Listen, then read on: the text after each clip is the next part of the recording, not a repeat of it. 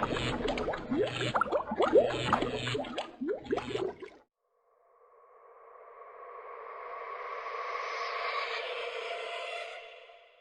guys, Freaky Finance here. Today we're doing the first video of the new year, 2023. The last video I did was IMAX. Today is going to be more of just going through a whole lot of positions, a whole lot of thinking all at once. This is the type of video that I like to rewatch often, just see how things play out. So anyway, most headlines have picked up on that 2022 was pretty bad for most people. It wasn't great for me either, but it wasn't bad as it should have been. And we'll go through the positions in a second. But 2022 was bad for both stocks and bonds. Stocks down, say 20, bonds down about 18. So a lot of balanced funds got really hurt this year. A lot of people have been transferring out into GICs. And we saw that when we went through the bank earnings, that there's a decent amount of fear. Not as much as I want to get like the super good prices, but we're getting some good prices, especially in small cap land. We're definitely seeing things fall through the cracks, right? There's no one on the buy side. The whole market goes down. You're getting some decent prices at companies no one follows. And I'm expecting that to continue into 2023. It's not like the financial analysts just rally because it's a new year, right? It's going to continue on. I will say that this chart, while it's supposed to be showing fear, it tells me the times to really buy, right? What time to buy? Well, you see 2008 up there, so 2009 at some point, 1931, 1932 at some point, right? 1937, 1938 to before the war, and then after the war. 1987 is up there, another good time to buy, right? So really this is an indicator of times where you're likely getting a good future return on your investments. So I am super pumped. I just don't know when in 2023. I think it'll, depending whenever the Fed decides to stop raising rates into an obvious slowdown. Obviously the market's picked up on that, and we'll see when the central governments of the world do. So valuation wise, are things cheap or expensive? They're cheaper than they were, but they're not super cheap in big cap land. They're getting there, right? But they're not super cheap. We're not talking great financial prices for the large caps, the big guys. The medium caps though are getting there. They're a lot closer, and at certain times they actually hit there and rejected it quickly. So what I'm doing is basically, whenever I see more weakness this year, getting back down to this range, I'm probably going to buy some more again. I am slowly adding, obviously, every pay period because I think, like I said, this year is probably one of the best years out of, well, if we go backward looking, this was how many years? 150 years worth of data points, and there's only, 7 years that were equivalently bad. So, and we know every year after that was a great year to buy. So it kind of tells you that you're definitely getting some decent risk return profiles here relative to say 2021 and the start of 2022. So it's definitely an exciting time. Before I jump into the positions, I will say, like, usually there's a strat here where you can kind of like mean reversion. So like people are like, well, recession, why buy anything? And it's like, well, the market's already, I don't want to say it's priced it in, but it's not dumb. So like there's a reason why Pepsi and Coke are up slightly on the year, and Amazon's down 50%, right? There's a reason why energy's up 80% because energy has done quite well.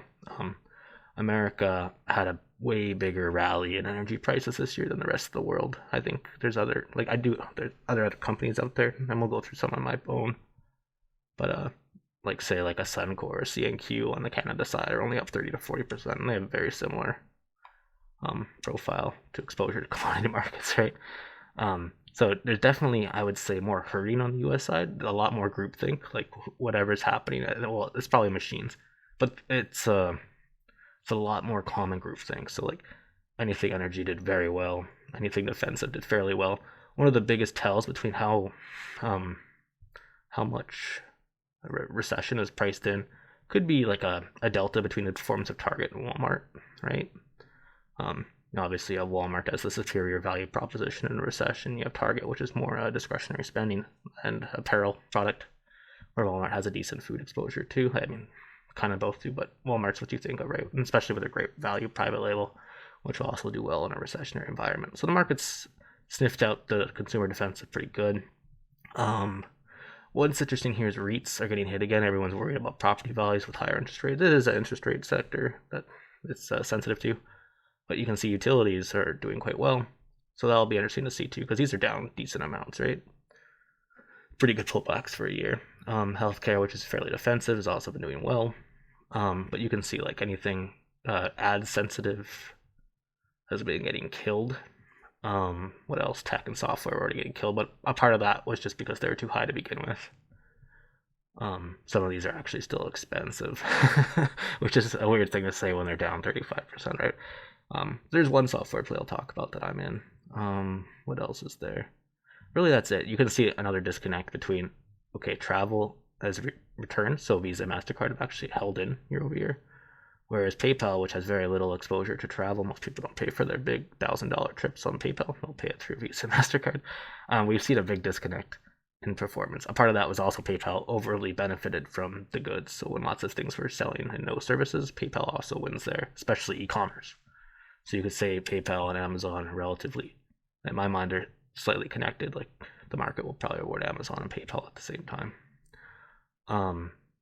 But we'll see.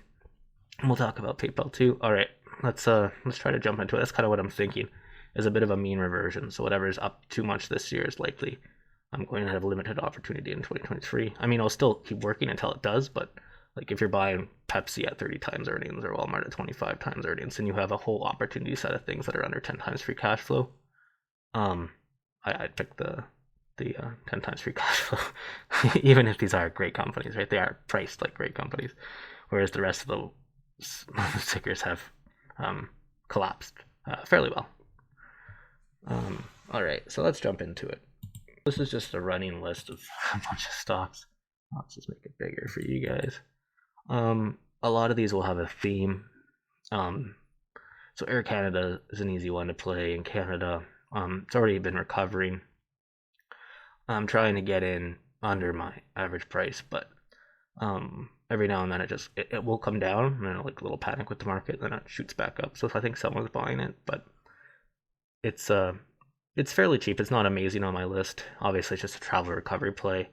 There are a lot of international, especially Chinese people who live in Canada, Chinese and Canadian dual citizenships, and with families in China. And so what I think is going to happen is Air Canada is going to pick up on that whenever they open. I know right now we have interesting policies on Chinese people trying to travel internationally, which I don't agree with, but whatever.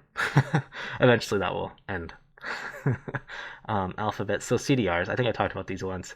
These are just ways to play American companies in Canadian dollars.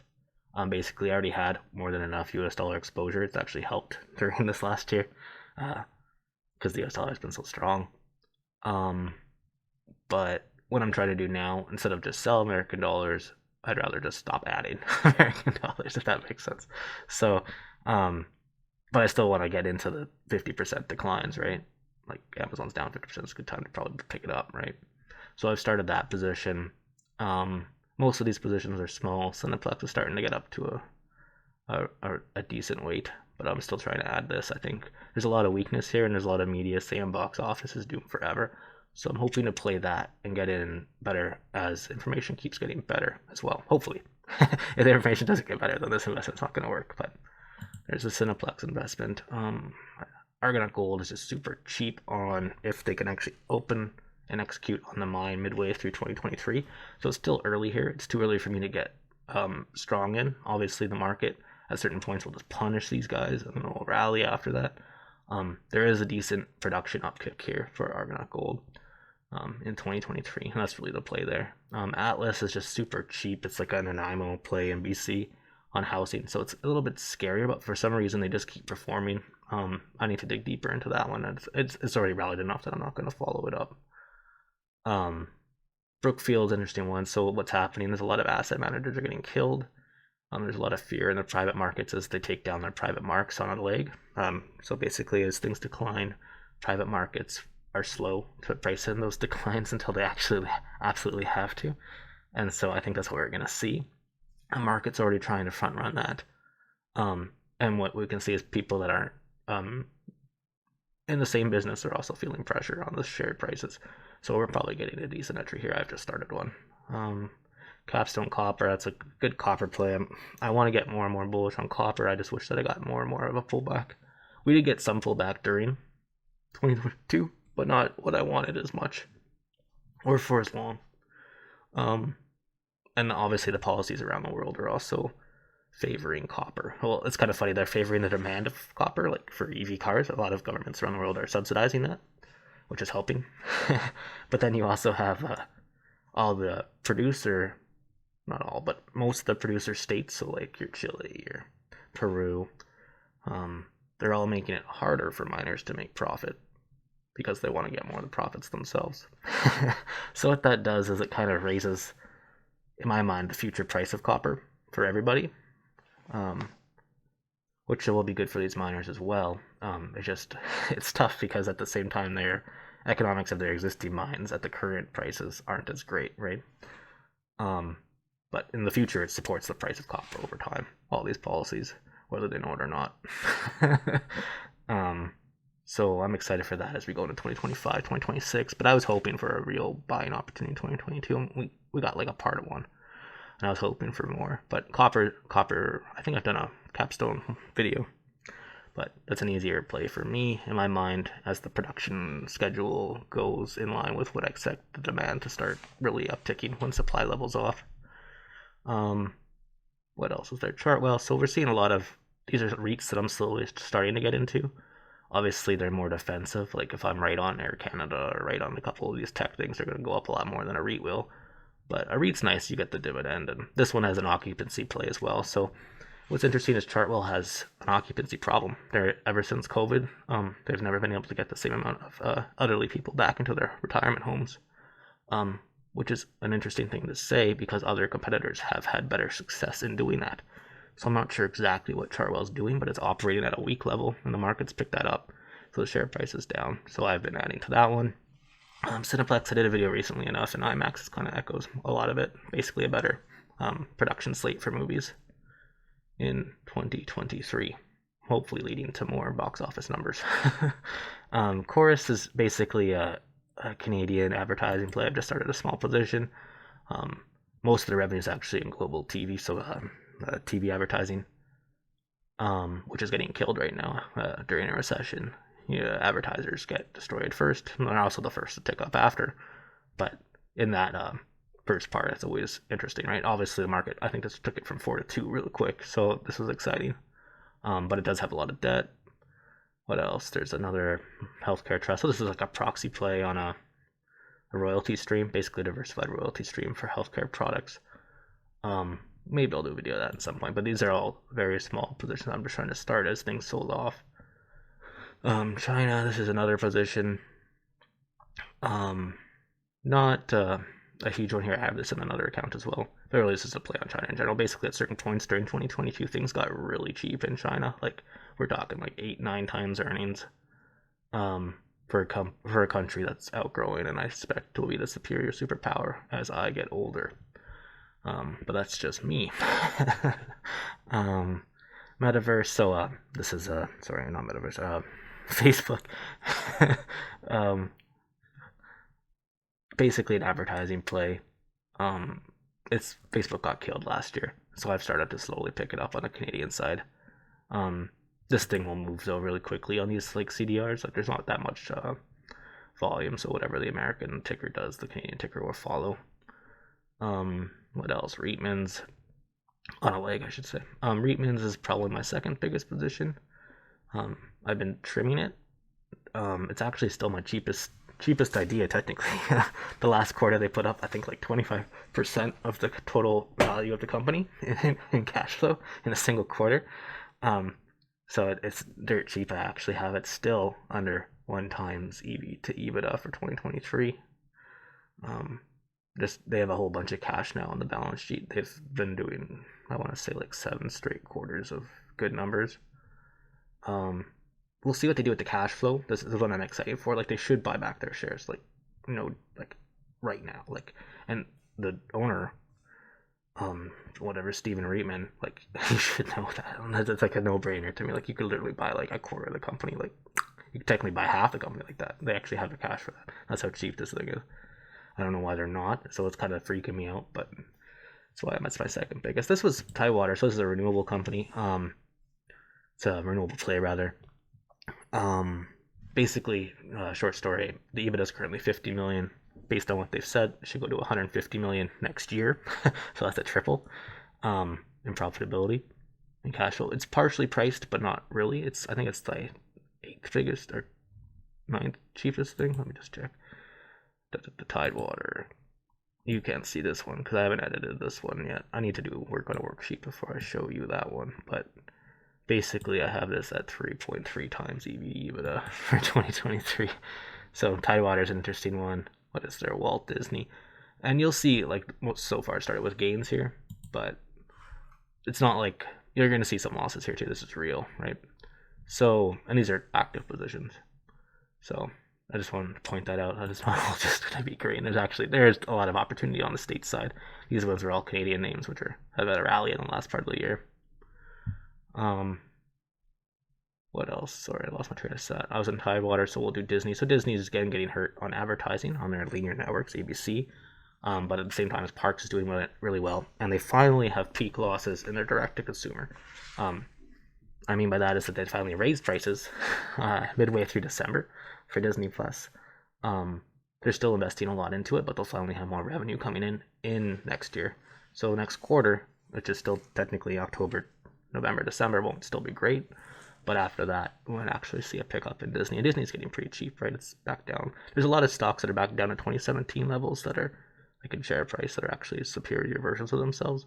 Disney's more dicey because you have technically a worse earnings profile because of their investments in direct-to-streaming, but at the same time, they actually have direct-to-streaming, which they didn't have 5 years ago. And they've technically proven out that they can do it very well, or relatively well. What else is there? Airbnb. So Airbnb is, in my mind, probably in the long run, it's probably a really good play. Right now, it's getting a lot of flack for claiming fees, and it's never going to take on the hotel industry, blah, blah, blah. But, I mean, cash flow's doubled year over year. This company's putting out, God, I don't know. It's just, the margins are insane. Right? You're talking like 40% profit margins on 20% growth. The take rate's amazing, and the growth profile that they could get if they can keep growing is superior. So I really like Airbnb, and I'm gonna keep slowly adding as it goes off. Again, the dream is $70.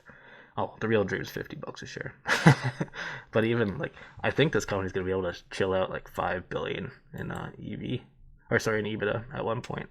Maybe not 2023, maybe not even 2024, but I bet you by 2025, and that puts it at 11 times EV to EBITDA if I'm right there. More importantly, in the meantime, they're also buying back shares with their cash. So that's a general theme, is I'm trying to find companies that are decent balance sheets, but also have a huge or strong growth profile and cash flow, and they're also buying back shares with their cash flow. That's what I like. Now, not all of them do that. There's definitely different angles to every single position here. Arco, it's a small one. It's a alimentation, so basically like a touch-in play. So like a convenience store. And all they do is buy other convenience stores and tuck them in. It's a SPAC though, so it got killed with the other SPACs, but the performance is actually doing okay. I've just started looking at this one, so I'll probably do a video of that at some point if it gets cheap enough.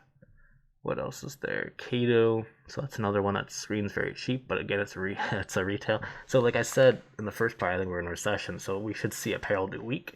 But most of the ideas that are very cheap are retailers, right? So retailers have been getting killed all year, and we're starting to see an opportunity there. I think it might be early because they haven't reported Christmas yet or how bad it was for apparel.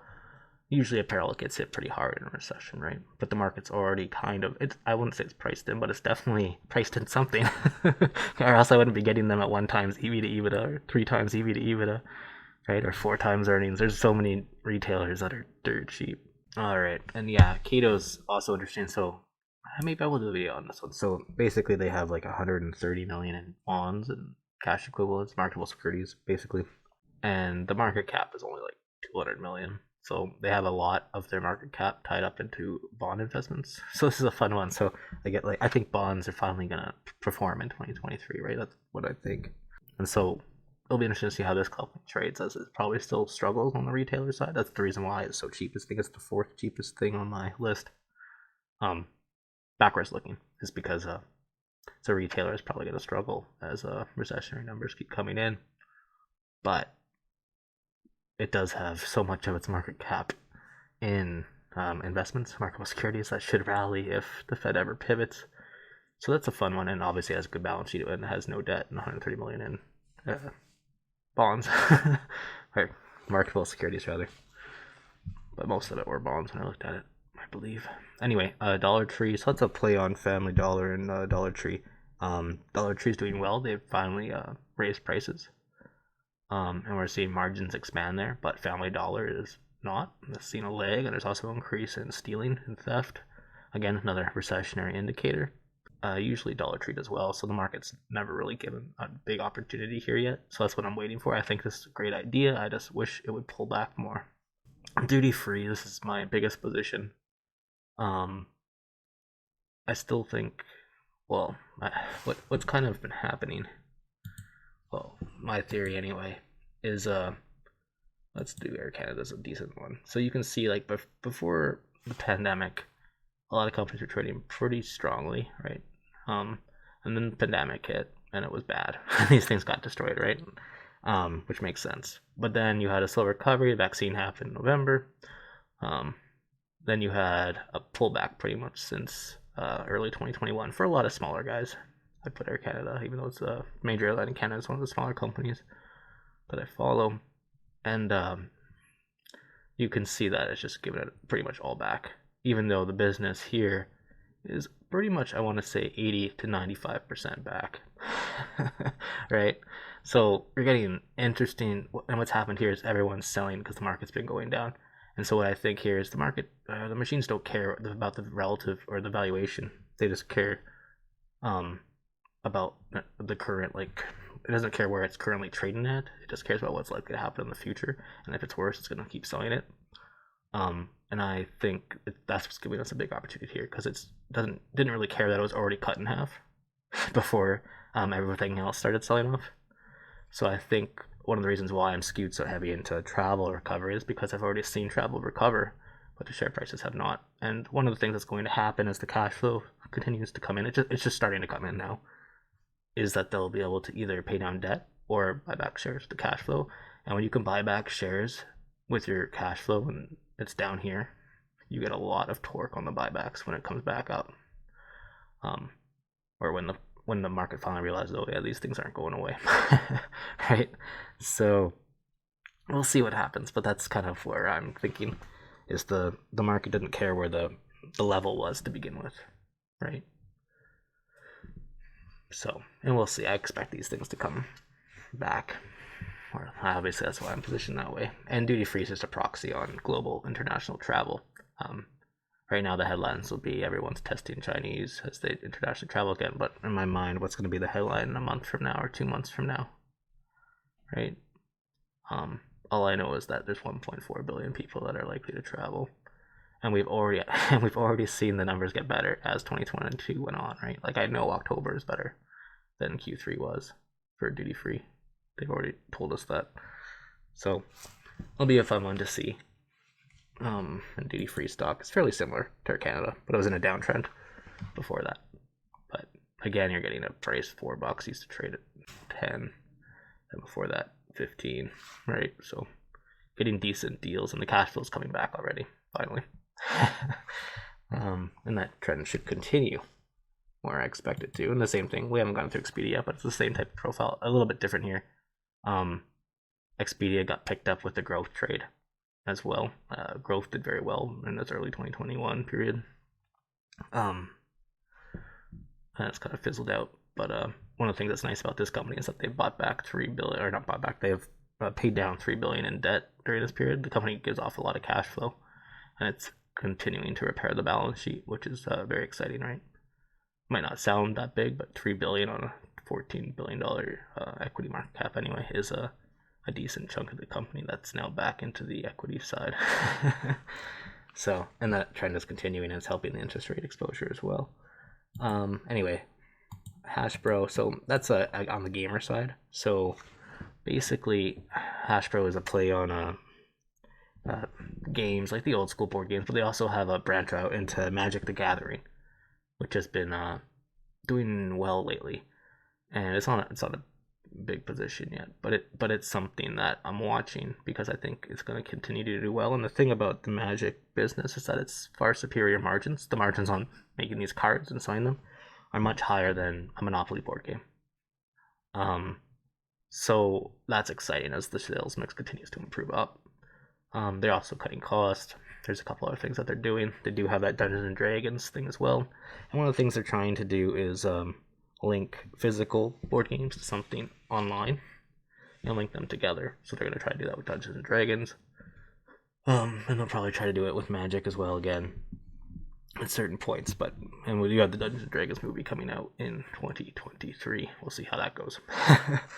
But anyway, IMAX I've done a video on recently, so I'll skip that one. This ticker is just one that's supposed to shadow companies that buy back a large percent of their business. But I need to follow this more for this ticker. But it's an interesting one anyway. It's not very liquid, so but I've just started a position in it just to try to track it and see how it's going to perform over time. Because one of the things I'm starting to like more and more is which businesses can buy back their shares with their cash flow at these lower prices. That's what I want, right? Jack, so I think that's my second cheapest position. I'm still trying to increase it, but it's not selling off as much as I want it to. I think it's at 1.7 times earnings. No, 1 times 7 EV to EBITDA. If again, I think I did the video on Jack's because it's getting pretty cheap, but I think that one in the long run will be interesting too. But again, that depends on how the toy sales do at Walmart and Target, which is also something that the consumer could be cutting in a recession, right? But it's cheap though. And one thing I like for that is it's paid down so much debt that I think I said that the equity market cap went up 100 million, but they actually paid down 100 million in debt, right? So it screens cheaper on the when you look at it on a stock, but it's actually you're getting about the same price for a superior balance sheet. What else is there? Kelly, so CRISPR, I've started a position in this. I've tried a few times to get in. Obviously the market punishes things that aren't generating free cash flow right now in the current environment. Anything that's not immediate cash flow is getting killed. So I'm trying to pick up ones. I view these ones kind of as a proxy on bonds, if that makes sense. We'll see how it plays out though. So basically I think is that whenever the federal governments decide to stop raising rates and to start reducing rates, is obviously there's a recession. What will happen is that these companies that benefit from funding should start seeing a bid, but we'll see. Technically, they don't generate cash flow. They're all in that like almost biotech pre-revenue stuff, right? With limited revenue with a decent amount of cost to cover. But I'm very excited about CRISPR. So it's just a way to play it without trying to pick an individual winner and follow the space as closely as I need to. Kohl's, so that's another retailer that's getting super cheap.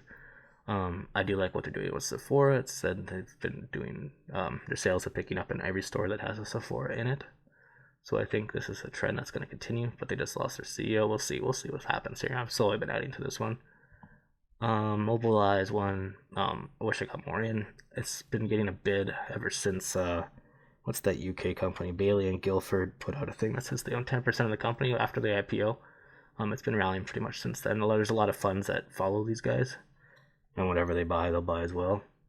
So it's putting upward pressure on this company. I think, in my mind, this company is the one that actually wins autonomous driving. But that is just me. I mean, you could share it with Tesla, but I think every other OEM is probably going to go with Mobileye or something. But we'll see. That's just a projection. If I believe that strongly enough at a decent price, I'd have a bigger size there. Penn Gaming, so this is an easier one, is just gambling.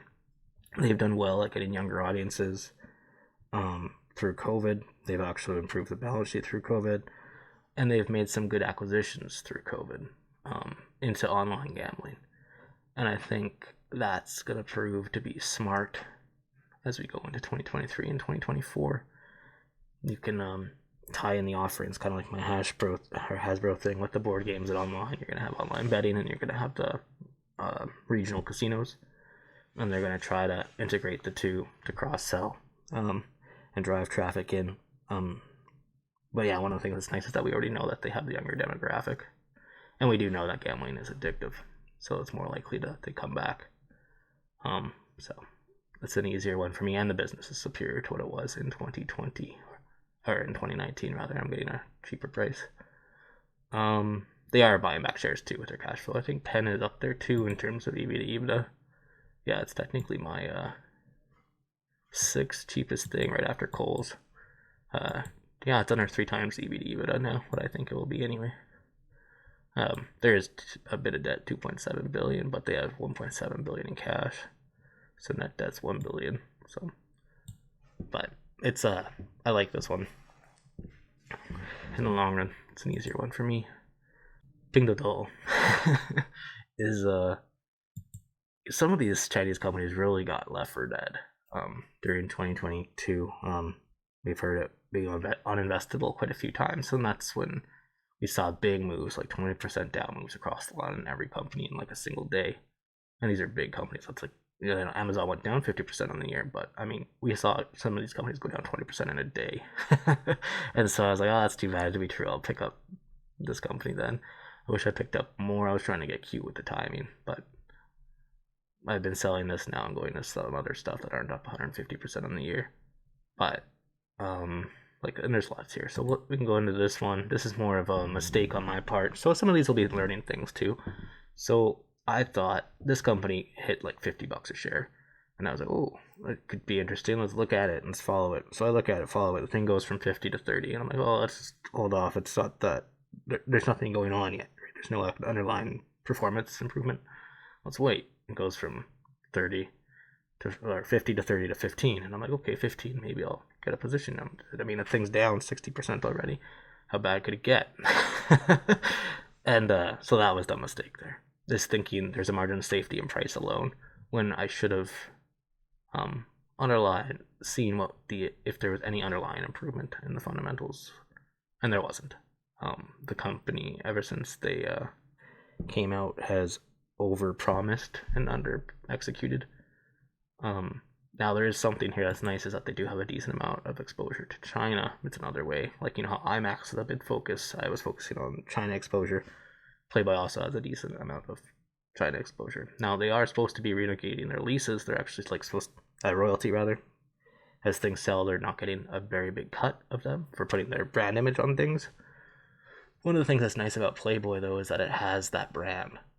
People know what it is, right? So I have Airbirds that I could buy, which is currently worth $500 million, or I could buy Playboy, currently worth 100, maybe 300 million, including the debt, right? Well, I don't know, which brand have you heard?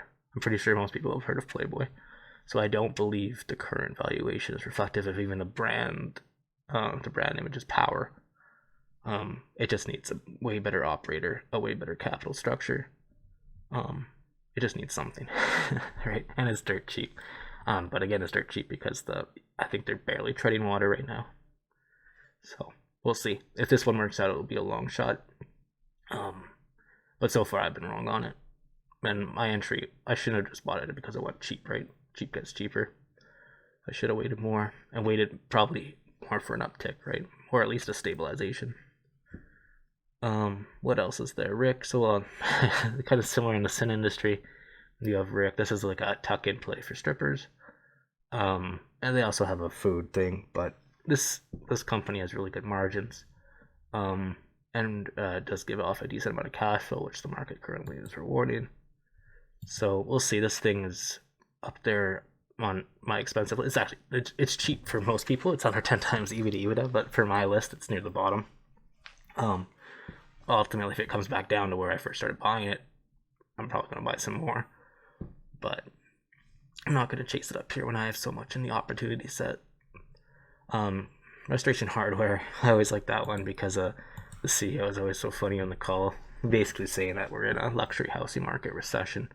He said that for the last, I want to say, 2 or 6 months anyway, 2 quarters, probably even longer actually. But anyway, it's not coming down as much as I want it to.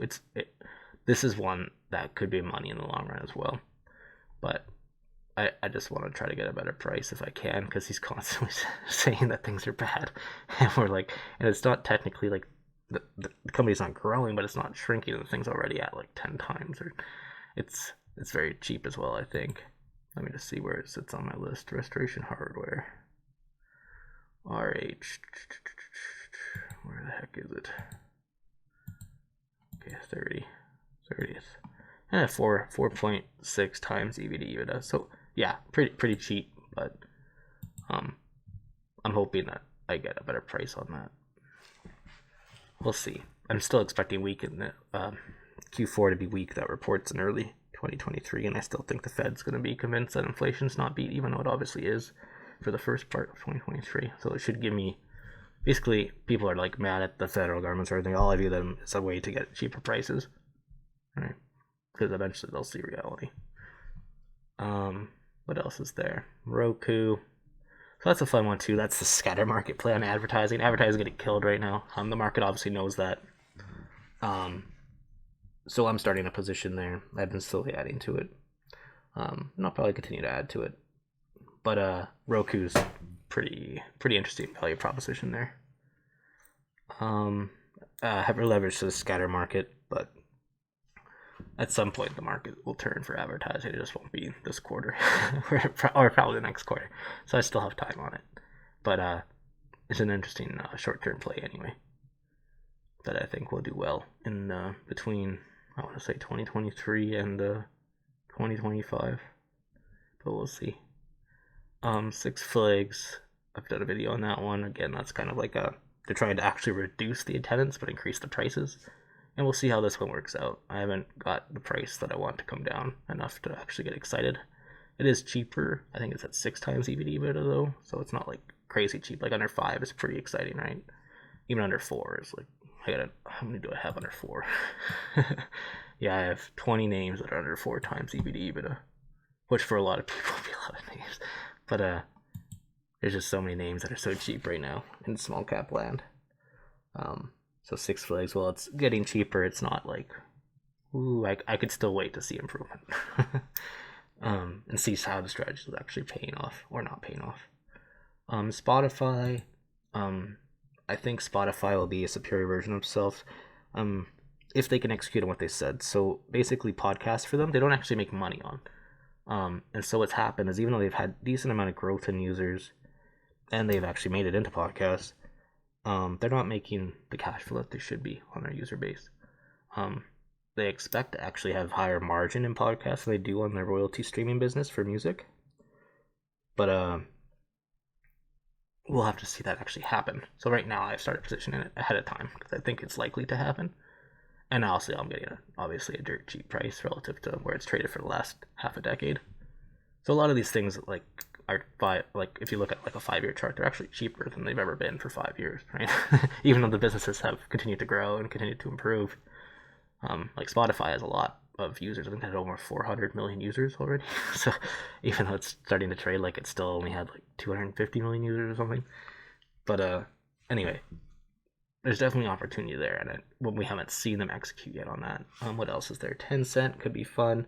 That's another China play that got knocked down too low when China was uninvestable during 2022. That's when you buy things, right? When people panic, and you knew there were people panicking because it was literally a 20% down day in almost like every stock. And I was like, wow. So I was like, I gotta buy. So bought Tencent and Pinduoduo that day.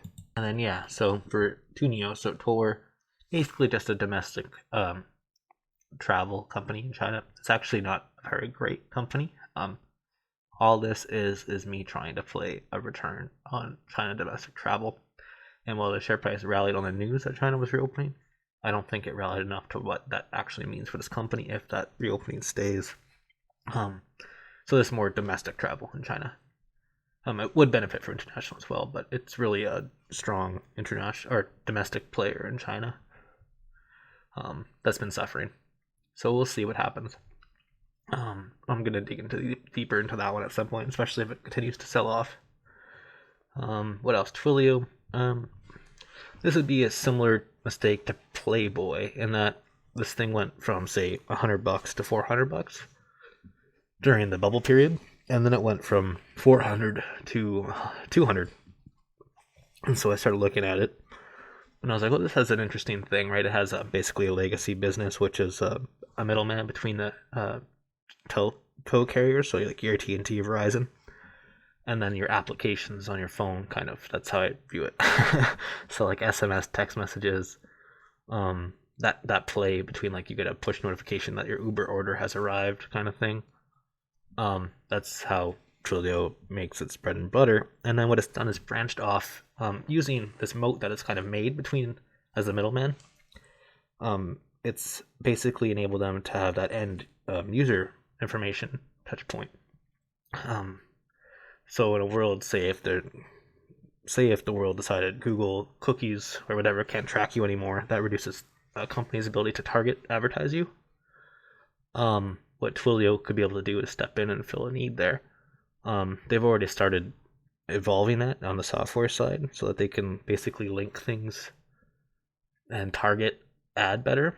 I think Engage is the new one, where they have a data house or warehouse of information on the customer, and then you can like segment it out and then target certain things with certain push notifications. So we'll see how that evolves. I think it's smarter, and I think it's actually a superior version of what Salesforce is. But that's me. That's why I'm in it. Obviously, I overpaid for it at the time. I wasn't expecting it to go from 400 to 200, 200 to 100. Because I started buying on 100, and then it's gone from 100 to 80 to 60, and now under 50. It actually hit under 40, I think, for a bit there, or just around 40. Now, it was 40 back in 2017 or so, but back then they didn't even have $1 billion in revenue, right? We're talking hundreds of $1 million in revenue. They didn't have a software stack, and the company is worth about the same as it was relative to back then. And now the company does more than $4 billion in revenue a year. So I'm getting a company that's probably grown 5x in the last 5 years or 6 years, but at the same price. So I like that. I'm getting a decent risk reward here for it in my mind. But so far that's been wrong. I've been too early on going into software. But that's kind of like my software play that I like, because it has that interesting angle, because it has that kind of like secure cash flow moat with the middleman of the AT&T carrier side or the Verizon carrier. But then you get this software stack on top of it, which I think is a superior Salesforce. But that's just me, or I think it will be. Volkswagen is my only car play right now. Cars are also in an interesting spot. I just like Volkswagen because it's cheaper as a Porsche, which it can use to keep getting cash at cheap prices. We'll see how Auto does. It's tougher to say. They had the supply chain issues, so it reduced the quantity sold for cars, but it also enabled them to increase prices on the current cars that we're still able to produce.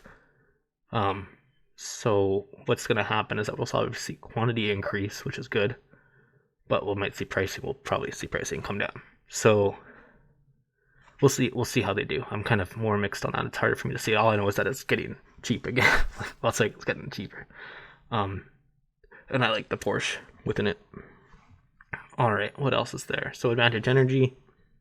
This is my other account. I've been slowly trimming this one. Just an energy play. It's helped play out during the inflationary period of 2022 quite nicely. They're buying back quite a bit of the company with their cash, so they just did a special NCIB for 5% of the company. It was like $100 million. This is an exciting one. It still screens super cheap, but again, that's on a higher commodity price. So, like, I think I have this one technically. Oh, it's down there. It's at 3.8 times EV/EBITDA. So not crazy cheap, but it's under 4 times EV/EBITDA. It's my 19th cheapest position. All right. What else is there? Bank of Nova Scotia. So that was a fun one. So banks in Canada have been getting hit at different levels. So like, say a Royal Bank might only be down 10%, but Bank of Nova Scotia was down like 35% or something. So that's an exciting one for me to buy. It's like basically a third Latin. The other banks have more exposure to the U.S., and for some reason they're doing better, even though the U.S. banks are doing worse. So it was interesting, and interesting time anyway. And when I went through the calls, they all have similar exposure to mortgage markets in Canada, right? Some more than others. Bank of Nova Scotia, well, it is a third Latin, which helps from a Canadian perspective, from a risk geographic of mortgages.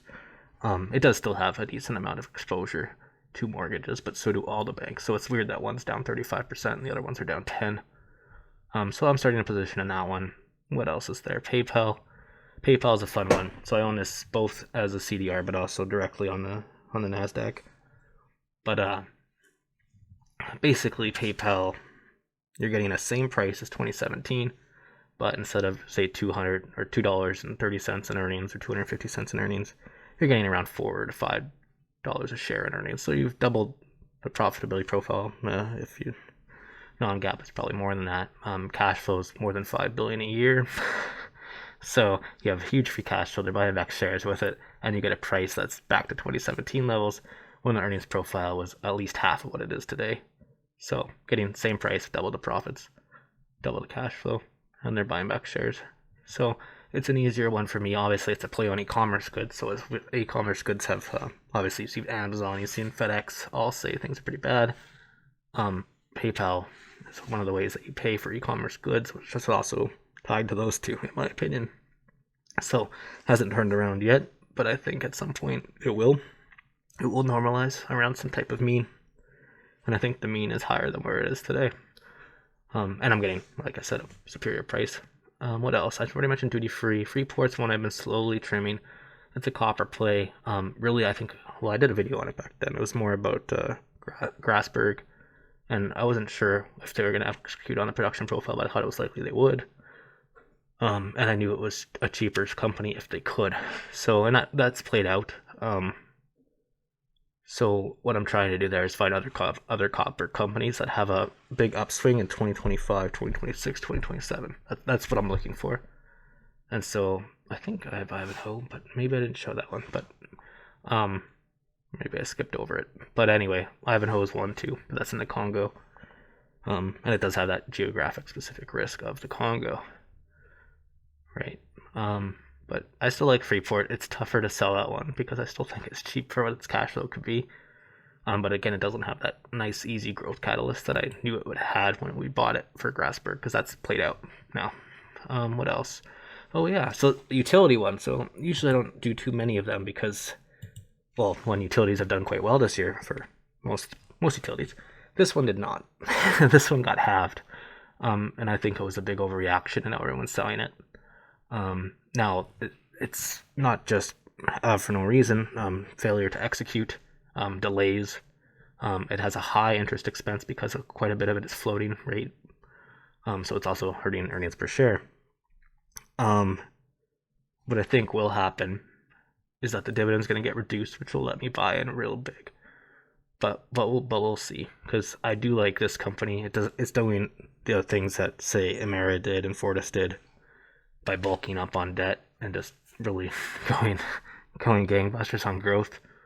Now, utility, that might scare you, but that's always in utilities. People don't understand the capital structure of a utility, but there's a lot of debt in them.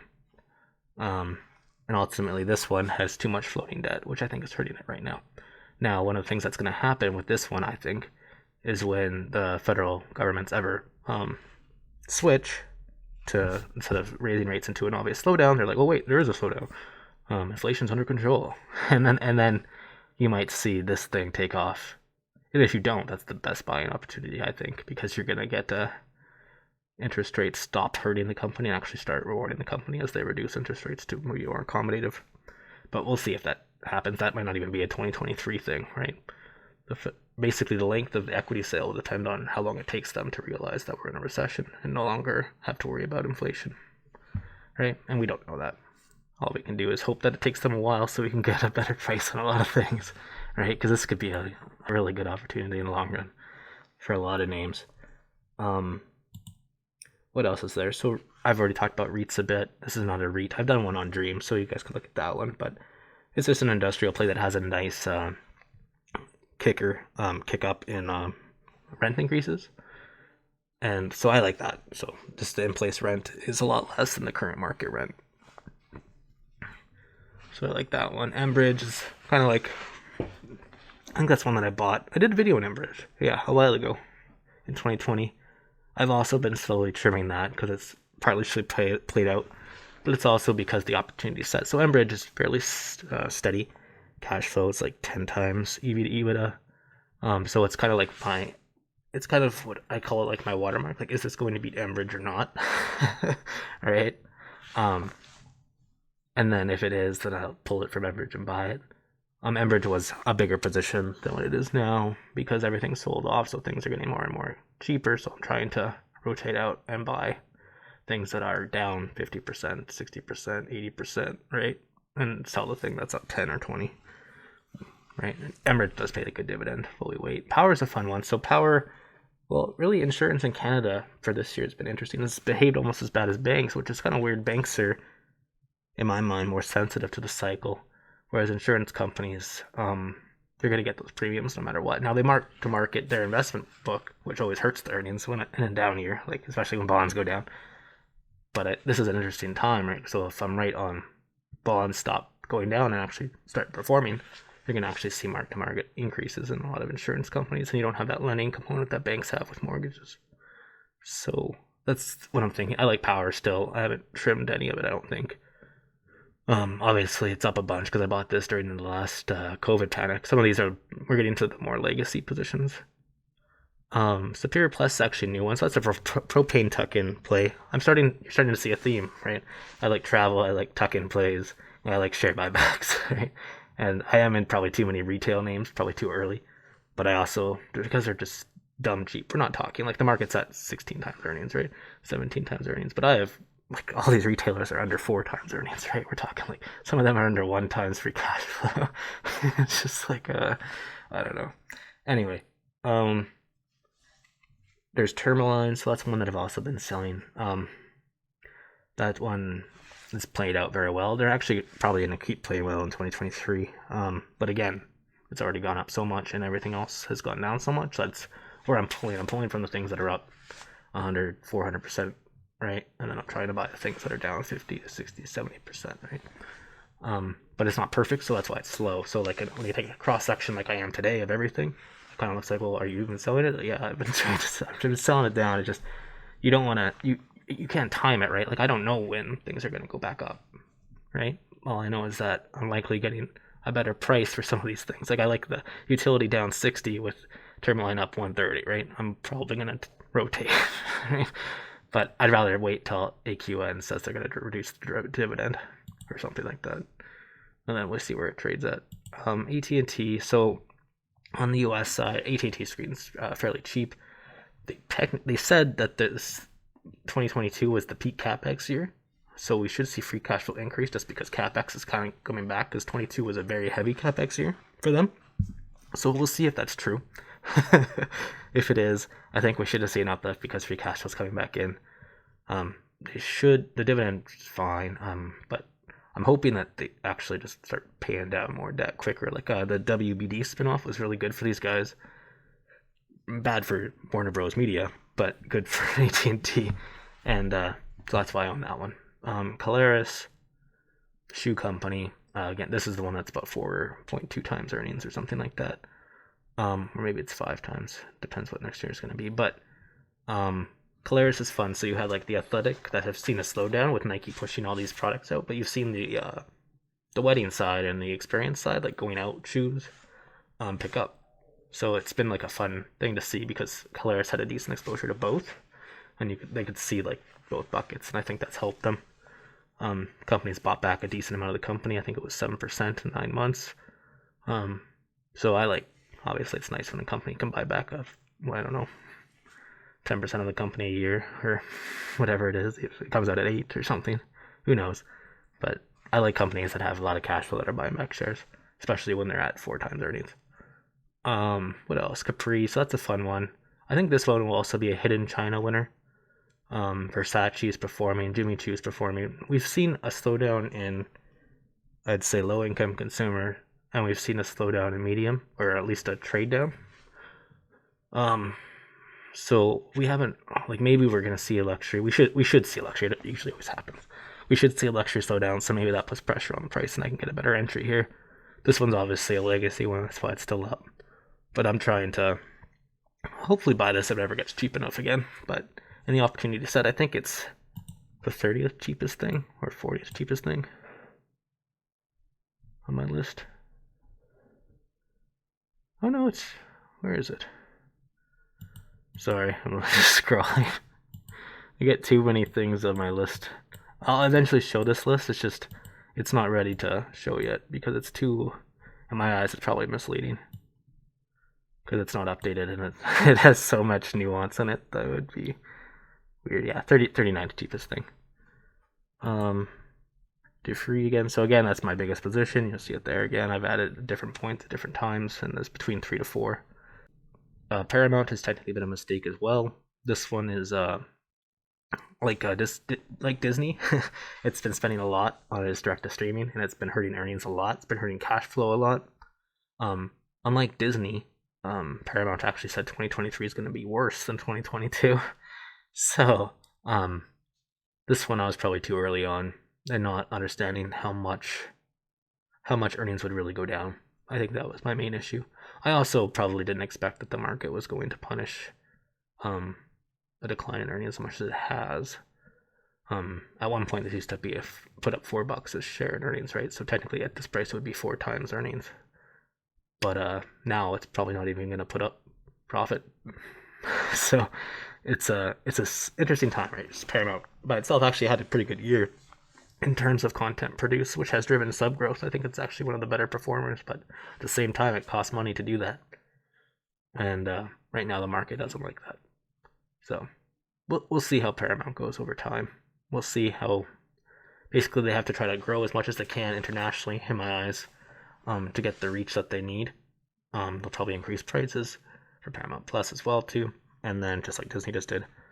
And then what I think will happen is that's before, and then they'll slowly probably cannibalize the linear side. But I think they want to grow big enough first that they'll be able to see that decline as much on the American side, where their linear advertising is. Obviously, this company is also advertising, so an advertising recession did not help these guys during this big push from linear to streaming. So that was an interesting one that I should have paid more attention to. StoneCo, it's a Brazilian play. I did a video on this one. I like this company. I'm probably going to keep slowly adding. It's so volatile. Some days I can see it down like 10% on nothing. Other days it's up 20% on nothing. Just like, okay. But no, I like StoneCo. What else is there? Oh god, it's so long. Long video. Yeah, and so Uber is also a fun one.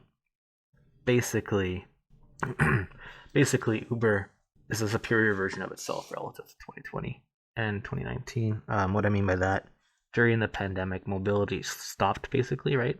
No one was leaving their homes, didn't really need to call an Uber. So what Uber did overnight is cut 25% of the workforce, and then make themselves a delivery platform for food. And they did that within 4 to 6 months, I'd say. And that takes something special. And I think the CEO of Uber, Dara, I think he's special. And while people think Uber is expensive, it technically is probably the most expensive thing on my list. It's coming out so much better because unlike Lyft, it now has delivery. And unlike all its delivery competitors, they don't have any mobility. So Uber's in this special place like DoorDash and Skip the Dishes isn't going to be able to all of a sudden have a taxi business, right? Or a mobility business. Whereas Uber has, and they also have the global reach already.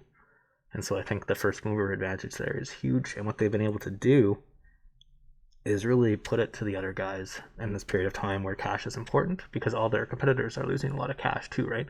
Uber is barely profitable. And it's just gotten there. And I think it's going to only improve from here for Uber.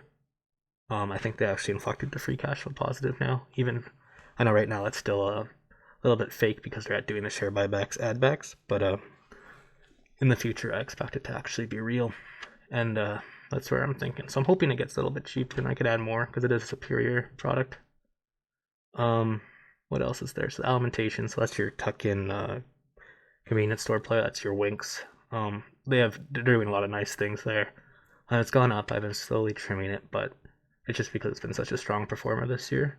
And there's other things that have performed so poorly. It's obviously an easier one to start trimming. So I've done that once already, and I'll do that again. But technically, the business is fine. It's just more expensive on my list. Bank of Nova Scotia, I talked about that one. H&R REIT again is another real estate investment trust. There's also a theme. Obviously, I'm seeing more opportunity on the REIT side for the first time in a while. Probably since the original COVID panic. What else is there? So there's the cannabis side. So that's HMUS. What I did is took the gains on a lot of the legacy names to let them ride back too much in hindsight. But basically what I've done is consolidated them into a new position at a smaller weight. And what I'm going to do is probably add that whenever I see something that's good.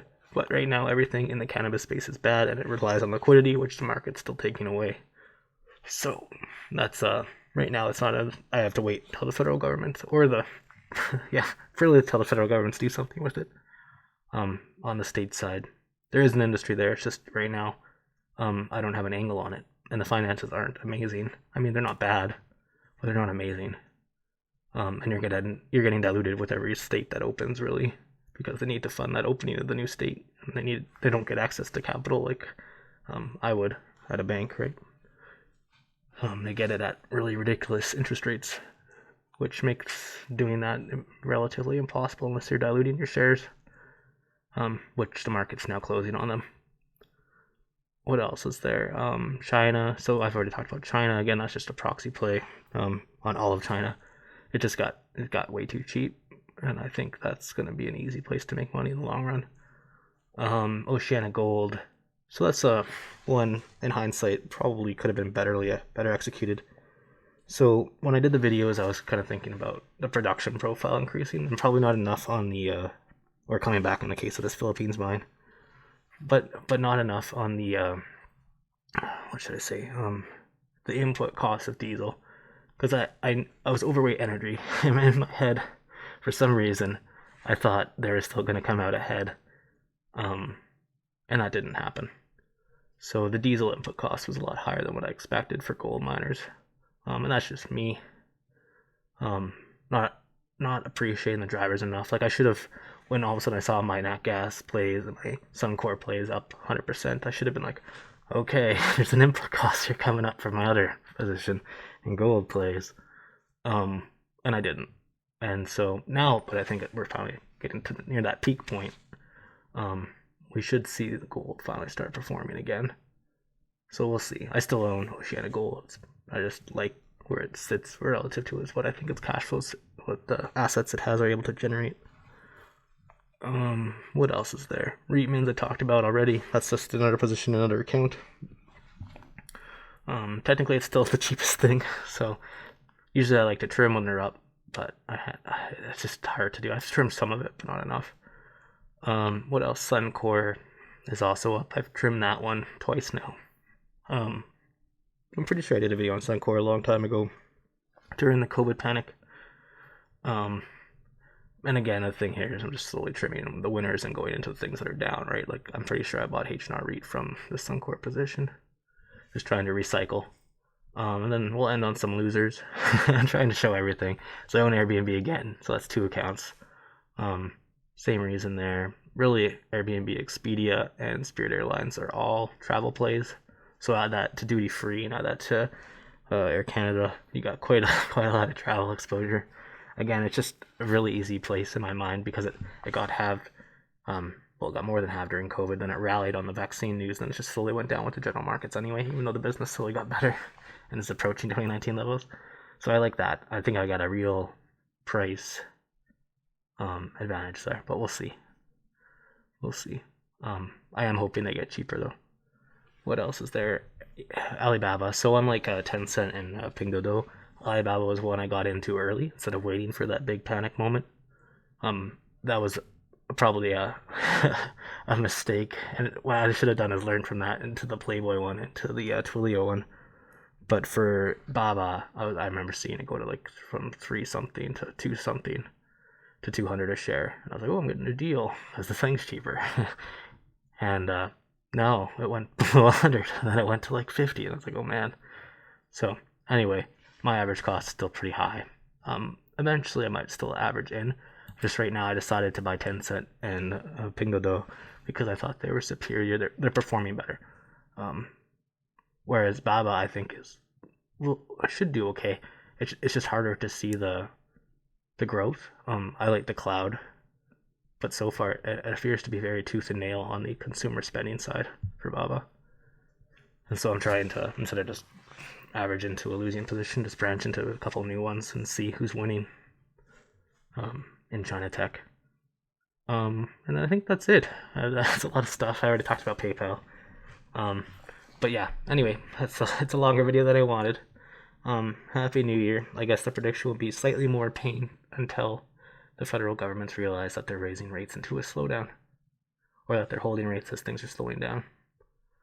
Um, but yeah, that again, that's not necessarily. I know people view that as a bad thing, but it gives you the opportunity, right? Like the very beginning of this video, what I wanted to show was this, and it kind of tells you when are the best times to buy. At some point, probably during 2009, right? Technically, it would have been March, but you wouldn't know that then, right? At some point during 1932, right after the Great Depression, right? At some point during the big crash of 1987, at some point, right, in 2023, right? These would all have been great times to put cash to work. So that's what I'm excited for next year, and or this year rather, now that we're in 2023. But yeah, have a happy New Year, guys.